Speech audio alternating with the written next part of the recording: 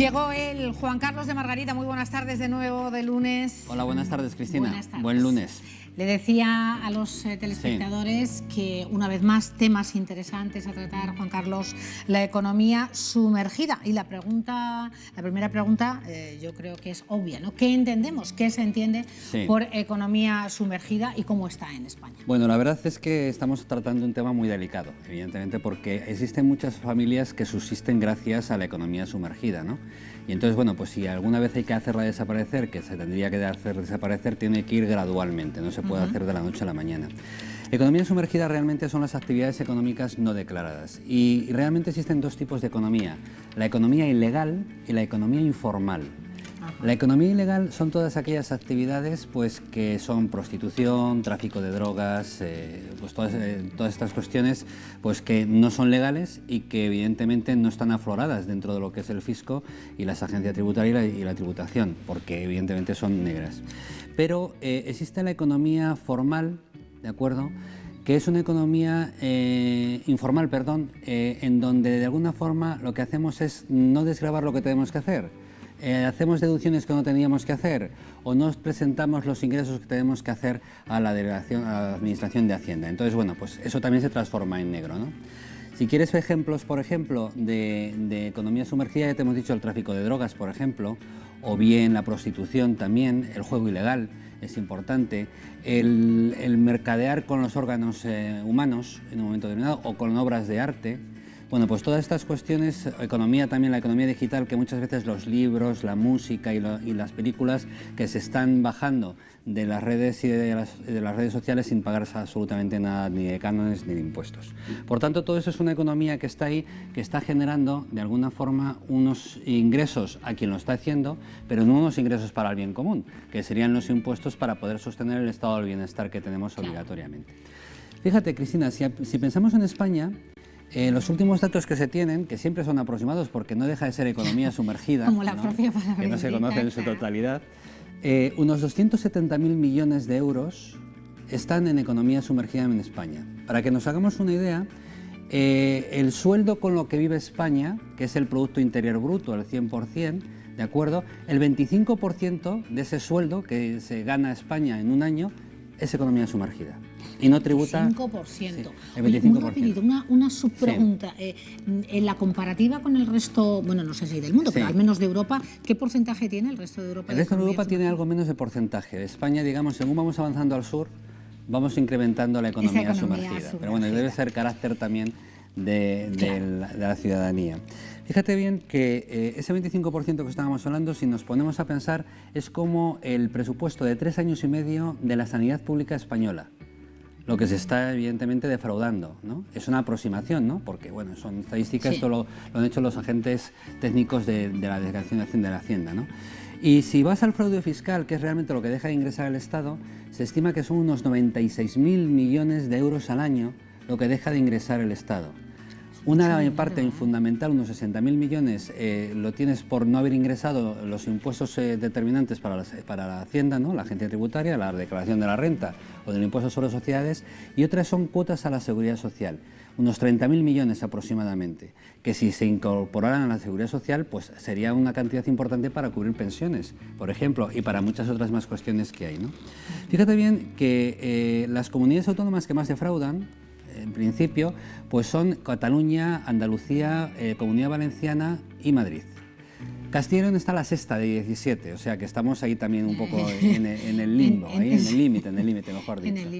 Y después tenemos que los sectores que más defraudan, evidentemente los sectores que más defraudan hasta la crisis del 2008, perdón, eran la construcción y el sector inmobiliario, ¿no?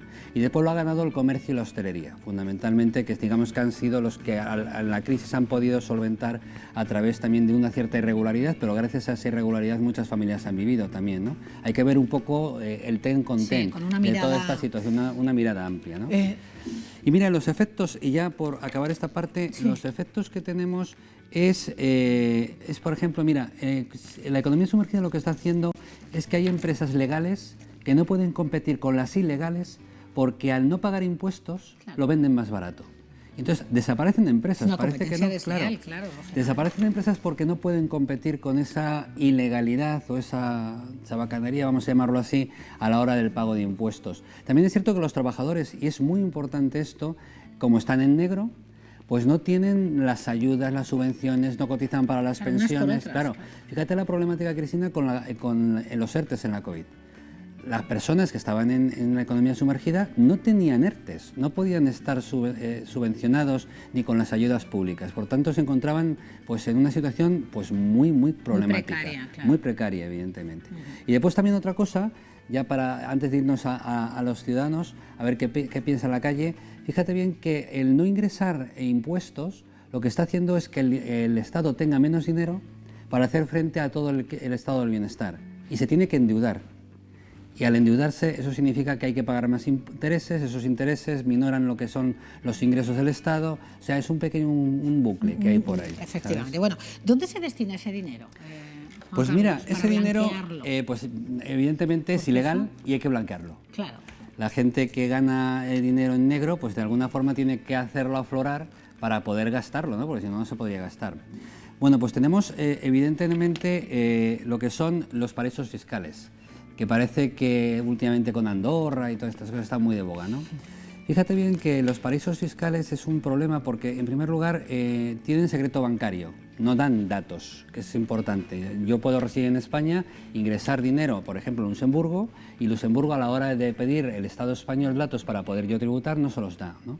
Y también, si estás en esos países, tienes exenciones fiscales enormes, pero tienes que vivir más de 6 meses en aquel país para tributar allí en vez de tributar aquí, ¿no? Bueno, es un problema. El caso de la baronesa Thyssen. Claro, que tiene que estar 6 meses en Andorra para poder tributar allí y no tributar en España. Es un poco conflictivo, porque al final lo que te gusta es estar donde y realmente lo de los youtubers también, Juan Carlos, claro, los youtubers en Andorra. Se ha hablado. Pero fíjate que la Unión Europea, simplemente como curiosidad, está ahora delimitando cuáles son los paraísos fiscales de fuera de la Unión Europea, pero no se mete en los paraísos fiscales de dentro de la Unión Europea, y tenemos Malta, tenemos Irlanda, tenemos Luxemburgo, que son paraísos fiscales. Fíjate que en Irlanda todas las grandes compañías digitales se están asentando allí porque no pagan impuestos. Claro.